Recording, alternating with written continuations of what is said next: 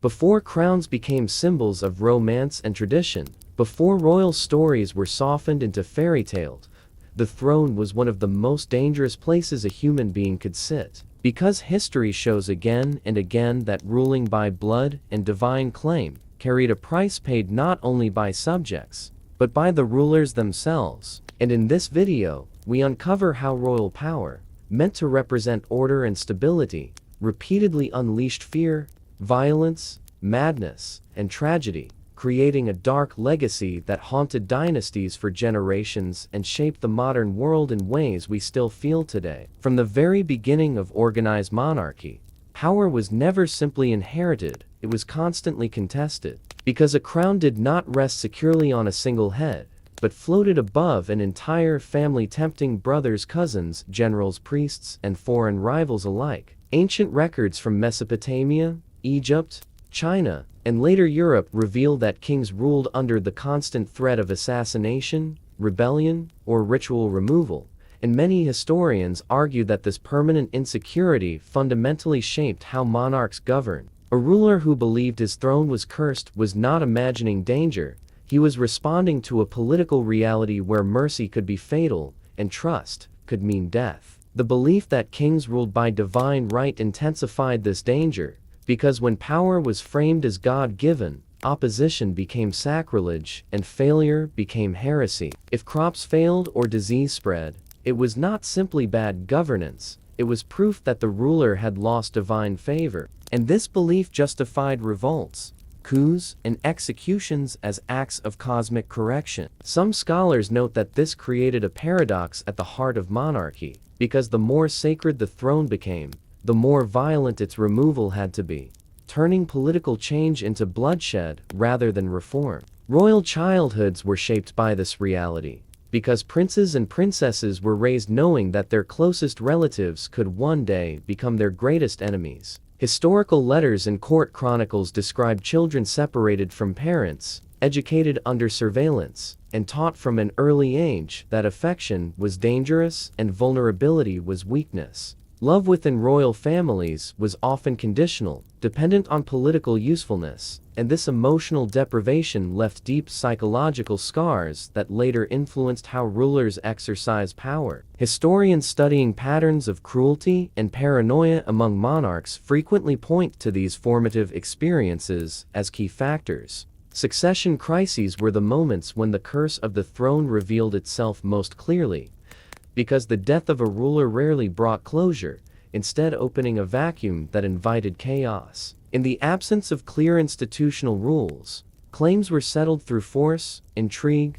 and elimination, and entire courts could turn into battlefields of rumor and betrayal. Mothers plotted against sons, brothers, poisoned brothers, and uncles, eliminated nephews, all in the name of stability. Some experts argue that monarchy institutionalized family violence, transforming kinship into a battlefield where survival required preemptive cruelty. Royal courts, often imagined as centers of culture and refinement, were in reality pressure cookers of ambition and fear. Because proximity to the ruler meant access to power, wealth, and survival itself, courtiers learned to navigate an environment where words could kill and silence could save, and this atmosphere rewarded deception over honesty. Over time, rulers became increasingly isolated, surrounded by those who told them what they wanted to hear, rather than what they needed to know. Historians across multiple cultures have identified this isolation as a critical factor in catastrophic decision-making. From disastrous wars, economic collapse, violence under monarchy was not random,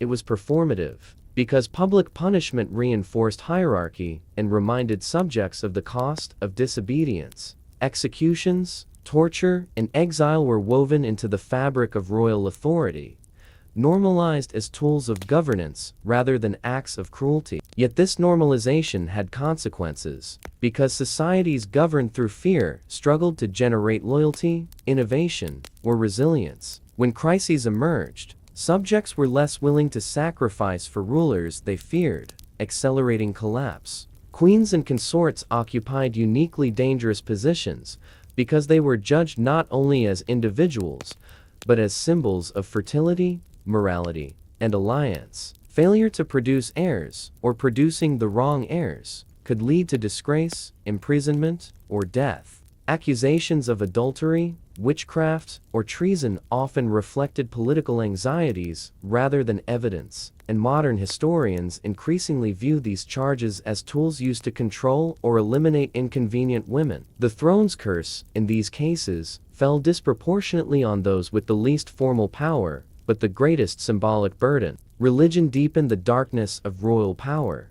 because sacred rituals reinforced obedience while also raising expectations rulers could not meet. Kings were expected to be warriors, judges, protectors, and moral exemplars, and failure in any role threatened their legitimacy. When religious authorities aligned with the throne, monarchy became nearly unchallengeable, but when they opposed it, societies fractured along spiritual lines. Some historians argue that this fusion of faith and power delayed political reform, as compromise became impossible in conflicts framed as battles between divine truth and corruption. Foreign wars exposed another layer of the curse, because monarchs often treated entire nations as extensions of personal honor and lineage. Wars were fought not for defense alone, but to secure claims, avenge insults, or prove legitimacy, and defeat was catastrophic, triggering rebellion, deposition, or execution. Even victory carried danger,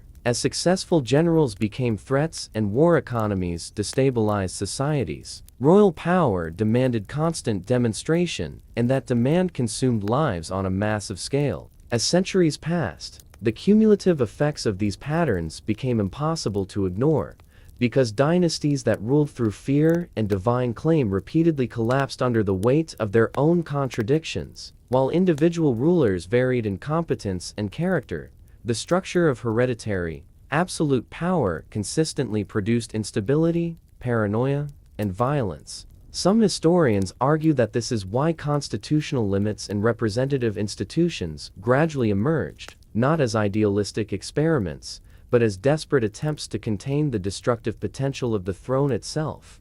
Across history, the fall of royal dynasties rarely arrived without warning, because long before revolutions or assassinations, trust had already evaporated and rulers governed shadows rather than people, relying on ceremony, myth, and force to maintain authority long after legitimacy was gone. Economic pressure was often the first visible crack, as royal households demanded ever more taxes to fund wars, palaces, and courtly excess, while ordinary people struggled with rising prices, food shortages, and unemployment. Historians widely agree that when monarchies lost their ability to guarantee basic stability, the sacred aura of kingship weakened rapidly, exposing rulers as human, fallible, and replaceable. Enlightenment ideas accelerated this collapse by challenging the very foundations of royal power. Because when philosophers argued that authority came from the people rather than God, the throne lost its cosmic shield. Literacy expanded,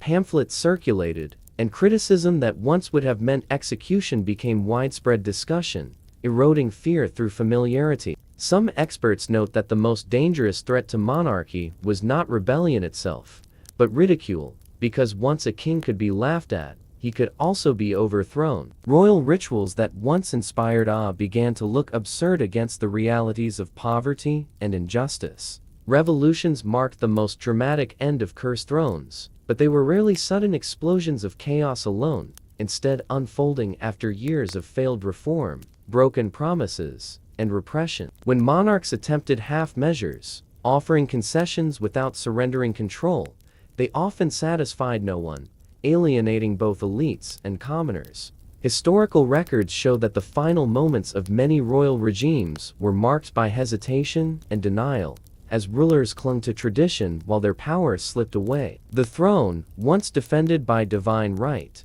was reduced to a chair guarded by soldiers who no longer believed. Exile became a common fate for fallen monarchs, and it revealed another layer of the curse. Because stripped of power, many former kings and queens struggled to function in ordinary life. Accustomed to obedience and ceremony, they found freedom disorienting rather than liberating, and memoirs from deposed royals often describe loneliness, bitterness, and disbelief.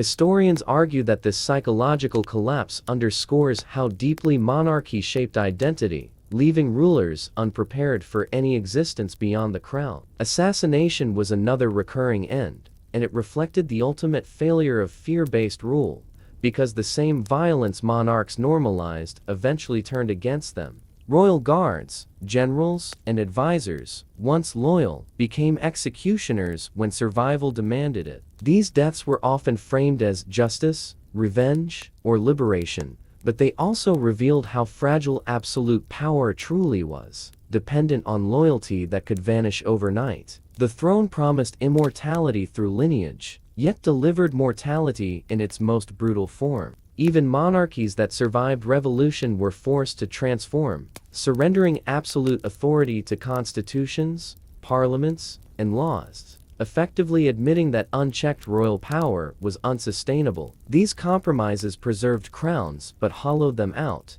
turning kings and queens into symbols rather than rulers. Some historians argue this was not a loss, but an evolution, allowing societies to retain tradition while escaping tyranny. Others note that even symbolic monarchy can preserve inequality and nostalgia for hierarchy, suggesting the curse never fully disappears, it only changes shape. The legacy of cursed thrones extends far beyond palaces and crowns, because the patterns established under monarchy continue to influence modern leadership, politics, and institutions. Concentrated power, personality cults, inherited privilege, and the silencing of dissent are not relics of the past, but recurring dangers whenever authority escapes accountability. Political scientists often draw parallels between absolute monarchs and modern autocrats, arguing that while the titles have changed, the temptations and consequences of unchecked power remain strikingly similar. Perhaps the most unsettling lesson of royal history is how often people accepted the curse,